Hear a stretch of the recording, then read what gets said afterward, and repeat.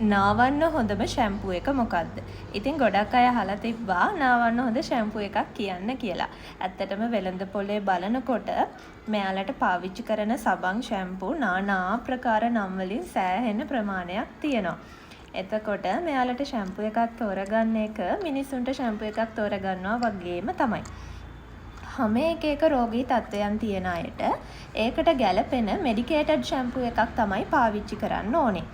එතකොට එහෙම නැත්තම් මැකෝ කිනිතුල්ලෝ සාමාන්‍යයෙන් එන එක්කෙනෙක් නම් කිනිතුල්ලෝ එහෙම අඩුවට එන්න පුළුවන්.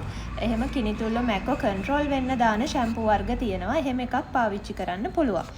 එහෙම මුකුත් හැමේ ආසාදනයක් හැමේ තත්ත්වයක් මුකුත් රෝගී තත්ත්වයක් නැති එක්කෙනෙක්ට නෝමල් ෂැම්පූ එකක් පාවිච්චි කරන්න පුළුවන්.